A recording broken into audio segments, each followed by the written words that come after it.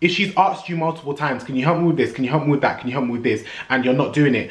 What is the issue with her deciding to go out and do it on her own? Do you know how many scenarios I've been in here where I'll ask people, oh, do you want to collab? Oh, do you want to work on this? Oh, do you want to be a part of this? No. And then when it's successful, that's when you want to jump in. When everything is going great, that's when you want to jump in. Men aren't allowed to be talking to 4, 5 different gal, but the minute a gal has one other option, she's cancelled. She's a hoe, can't trust her, no loyalty, Jezebel.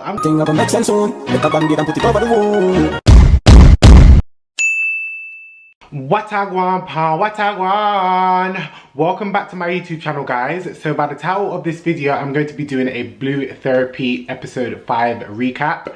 If you're new to my channel and you do not know who I am, my name is Phillip, or Gade for short. Make sure you guys like, comment and subscribe to the ting. So if you guys remember from the previous episode, Paul had basically implied that Chyoma was fat, and it was like a no-no. It's like, one thing about weight is a very techie way to deliver how you feel, and especially like, I just feel like, to me, I just feel like commenting on somebody's weight, unless they ask you, like it's a bit of a sensitive topic. It was revealed that Chyoma did not stay at home for the whole week. She had stayed at her sister's. When she entered the room, it was a bit awkward. She was a bit like, it was a bit of like a silent greeting. They weren't really, there was no hug, there was no kind of emotion. It was very hostile. In the initial conversation, like they were very like, they were on thin ice with one another. They didn't dive into the conversation straight away. Chyoma said that she feels like she's just had enough, like it's all a bit too much.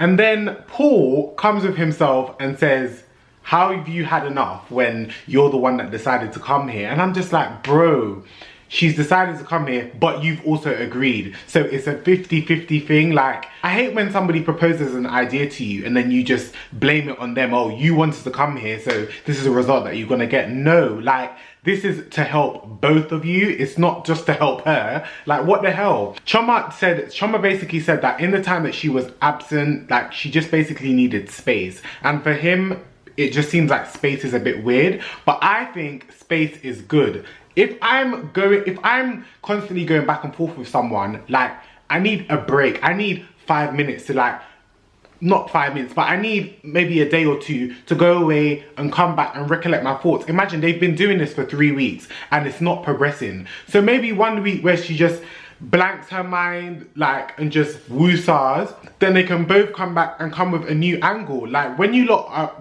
haven't had time to, like, separate and actually assess the past couple weeks, like, the same thing is gonna happen and keep going and going. Her going to her sisters, I don't see anything wrong with that. But comment down below if you feel like space is wrong. I feel like in a couple's relationship, do you believe that couples shouldn't have time away or shouldn't get a break when things get tough? Paul even says to her that he wants an apology, and I'm just looking at this guy like, I don't know what is wrong with this man, but apologize where? What should Chyoma apologize for? Tell me. She should apologize because she went to stay at her sister's. She never went out drinking on a binge and da-da-da-da. She actually went to her family home. I feel like sometimes when Chyoma says certain things, yeah, Paul is very, like, childish. Like, his response is very petty. It's to, like, prove a point and just to be witty. It's not always logical. Do you get what I mean? And his argument is always to win. There's no actual common sense in some of the things that he says. It's just like, oh, let me speak kind of thing.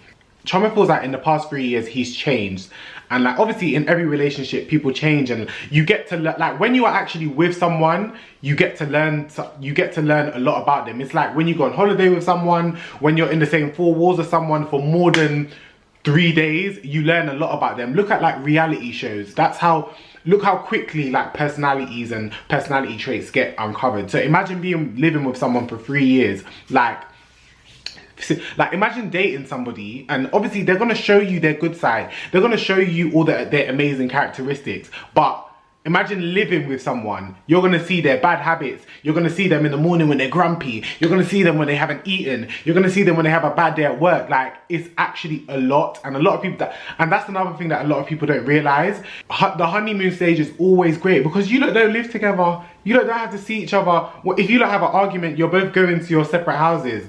But right now, you lot are living together. So when you lot argue, you're coming back to the same bed. When he has a shit day at work, he's coming back to bed and his mood might rub off on you.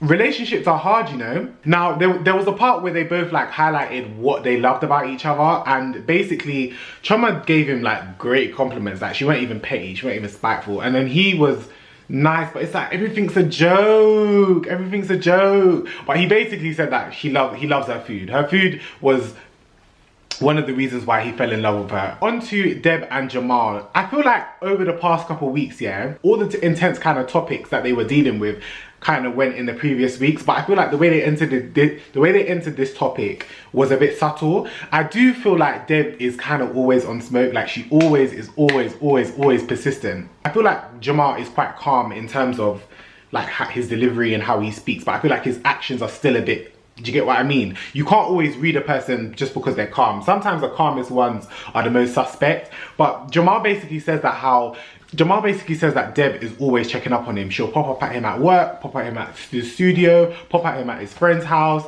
because she basically doesn't trust him. Even though his location is on her phone, like, she literally feels like she doesn't trust. She feels like he's not trustworthy. She also goes on to say that how like the therapist also brings up like his phone, and basically when they're around each other, his phone is always hidden away close to his chest. He's very private, doesn't give her the password to his phone. And I'm not gonna lie, to me personally, like, I don't really care what is in your phone. Do you get what I mean? I feel like if you go looking for something, you will find it. It doesn't matter what it is. You will read into things that may even be harmless. Do you get what I mean? Deb also mentions a girl named Christina and how Christina is messaging him at 1 AM. I'm not gonna lie, to be messaging somebody at 1 AM is a bit techie. Like, I get you lot might be built, you and this clubhouse buddy might be building a friendship and it might be fresh and it might be great, but I feel like there's boundaries, and especially if she knows that you have a girlfriend, like, there's just certain things that you just don't do. I don't know, it might be comfortability, unless it's urgent. Like, what are you messaging at 1 AM for? If he was online at that time, like, if he was on Snap or on Instagram Live and then she saw that and then just messaged him, then cool. But if you lot are laying in bed and you see a message at 1 AM pop up and it's a girl that you just recently met, to me, I do genuinely find that a bit weird. But you guys can comment down below and tell me what you think. Chyoma mentions her business. She has a business and is in the process of making a website. And basically, she's been wanting to do this website for time. So she's found somebody, the guy has created the website, she's happy with the service, she's paid. Initially, when Paul saw the website, he was happy with the website. He was looking at it like, wow, this is nice. Eventually, when he found out who the guy was that was doing the website, all bets were off. He was like, no, like, he doesn't care. Like, you should have used him. And why would you go to somebody else? And I do feel like, I don't know how to explain it. I do feel like Paul sometimes needs that reassurance from his woman. I feel like he feels like he don't get the support from his woman. Like, he doesn't realize the support that she gets, and little things that she may do, he takes it and he takes it and stretches it out to things that it's not even what it is. Do you get what I mean? I think with Paul, he's heavy on loyalty from his woman, which you should have, but in certain scenarios that he's mentioned, I don't feel like it comes across disloyal to me. Like, with this whole website thing, I understand that he is connected with people and he knows people, but if she's asked you multiple times, can you help me with this? Can you help me with that? Can you help me with this? And you're not doing it, what is the issue with her deciding to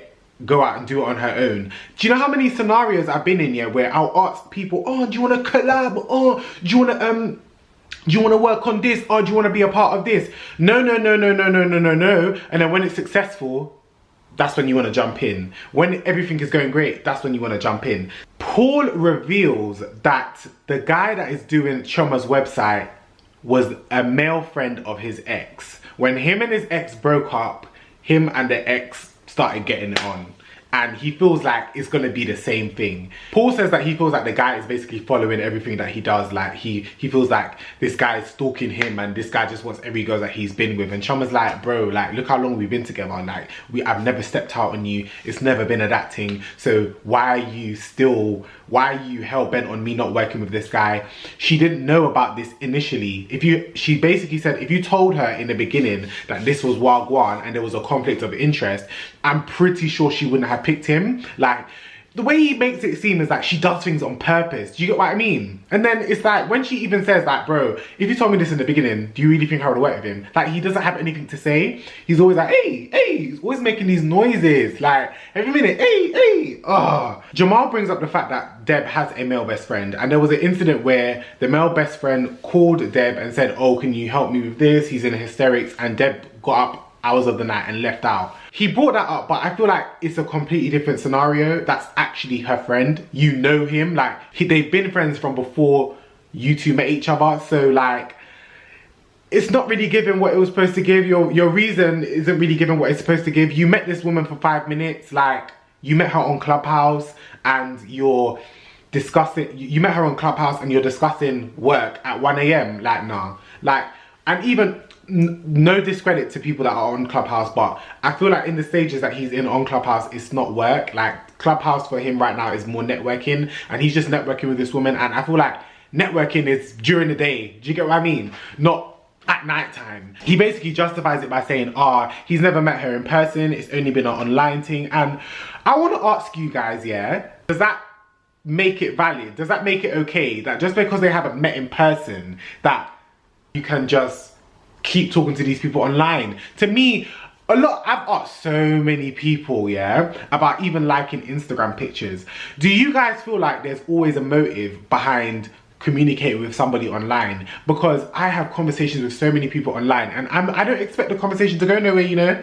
I don't want it. There's people that I'm not trying to meet you one day. I'm not trying to go for a drink, go to the club. No, the conversation is here and this is where it's staying. Do you feel like that's almost impossible? Because I think it's possible to have friends online, but I've asked so many people and they always say that social media, even Instagram, has turned into dating, and even down to liking pictures, there's always a motive behind it. Deb highlights that every girl that he meets, every girl that he meets and that he works with, she has an issue with. So every girl that he trains, every girl that might be on his phone, she kind of is a bit like she feels a bit suspect about it, like she's not really feeling it. And I'm not gonna lie, like from what's been said, like in the past couple of weeks, I'm looking at Jamal sideways, because in the beginning I thought, like Deb might be coming on to him a bit hard, but it's like they both have issues. He says something like he can't control her texting him at this time. Okay, you can't control what time you're receiving text messages, but you can control responding. Do you get what I mean? Responding a respectful hour, because responding at certain hours, they're gonna think that that behavior is okay. Also, when you respond in a respectful hour, you can also let the person know that, bro, like don't text me, don't text me at a certain hour, I gotta go. I know things like that can kind of make your friendship a bit techie, but I believe that if it's your friend, like you said it is, then they wouldn't be offended by you saying, bro, like text me within certain hours, because like my girl finds that kind of thing inappropriate. I'm very traditional. Like there's guys and girls that are very traditional. Do you get what I mean? They treat their girl like a prize. So there's certain things that you wouldn't want to do to make your girl kind of feel insecure. Do you get what I mean? So in a scenario like this, I think it kind of makes it's making Deb insecure, so she would rather you just not do it. Jamal assures the therapist and that Christina is not an issue. The Clubhouse girl is not an issue. Like she's just some any girl. Like they're just talking Clubhouse related. It's nothing of the sort. Deb tests his trust and basically puts her phone on the thing and says, "Put your phone here. Open your phone and let me see your phone." Jamal is like, nope. Jamal's like, nah, not happening. So Deb basically storms out. I'm not gonna lie, if you're in therapy, I know this going through phone thing is a bit childish, yeah? But in therapy, like, if you guys are basically doing tasks to test you lot's relationship, just do it. Do you get what I mean? And if you say you like this girl, just do it. Like, but she basically storms out. she basically storms out, and I'm not gonna lie, I don't blame her. Now, back to Paul, yeah? Paul believes his views with Chyoma are not the same. Now, Paul then brings up their relationship back in the beginning, and Paul highlights that in the beginning of their relationship, when they were talking, just hanging out, just dating, she was still sleeping with her ex. Now, one thing I have an issue with men, yeah, it's like men believe that women are not allowed to have options. And when I say options, I don't mean sexual, like be sleeping with multiple people. She clearly stated that she was only sleeping with her ex at the time because that's who she was comfortable with sleeping with. Like, before she dived into a new relationship, a new sexual partner, she got to know you first. And I feel like that's fair. Like, once you lot were exclusive and said, right, do you know what, like, I want to actually start taking you seriously, that's when she broke things off with her ex. And that's right. Like, why is it that women are not allowed to have options? Why is there such a double standard with men? Men are allowed to be talking to 4, 5 different gal, but the minute a gal has one other option, she's cancelled. She's a hoe, can't trust her, no loyalty, Jezebel. The world that we live in is so annoying. Paul almost implies like with Chyoma that there's no loyalty. He believes that he can have a future with her, but in terms of loyalty, there's certain things that she does that is not like loyal to him. But to me, like, I don't feel like it's that deep. It's actually not that deep. Like, the way he's behaving is so... I feel like the things that he brings up don't have any substance to say, all right, cool, Chyoma's like, her behavior is a bit questionable, she's trifling. Like, nah. It then goes back to Deb, and she's basically on the phone to her friend. And I'm not gonna lie, when you're in therapy, like, deal with what you deal with the situation at hand. Like, going downstairs, calling your friend, giggling and laughing, like, it's a bit immature to me. Like, things like that. Like, if I'm going through shit with my partner, I'm not calling my friend, I'm going to deal with it. Do you get what I mean? Like, I'm not gonna run off midway of an argument and then call my friend. Unless he's licking you down and you need help, then that's when you call your friend. But you're literally calling your friend just because you stormed out because you didn't get your way, because he didn't want to show you his phone. No, go back in the room and talk to your man. Then, blood clot, Jamal explains that him and his ex, the ex that he mentioned that Deb said he was a bit close to in one of their sessions, they normally did it virtually, but one session they did it face to face, and the session led on into a deep 4-hour conversation. And then the therapist asked, would it be okay if Deb went and spoke to another man for 4 hours in a car? He said no. And I'm just like, you know what you're doing is wrong. You know that you shouldn't be even, you know why Deb is funny about this ex. I know you know that she knows you, but you're acting oblivious. Like, men are wild. Men are actually wild. He says he doesn't know if he can tell Deb Wagwan or what happened between him and the ex, because it might even be finito after that. But chow, this is a lot, chow. I want to ask you lot, which couple do you feel like has more potential? Because right now, I honestly don't know if Chyoma can cope with Paul for even another year. I do feel like Deb and Jamal could work out. Like, if Jamal just ties his shoelaces up a bit tighter, and if Deb comes off him a bit, like lowers the pressure, I feel like the pressure is making him just want to talk to a girl that's like peaceful. Do you get what I mean? I feel like the pressure from Deb is making him want to just talk to a girl that's like calm and just not on his case all the time. But I feel like he genuinely likes Deb. But I feel like in this situation, he's just a bit, I don't know, it's a bit of a tug and pull kind of situation. But I want to know you guys' opinions down below. Make sure you guys like, comment and subscribe to the ting. And that was all for this Blue Therapy episode 5 recap.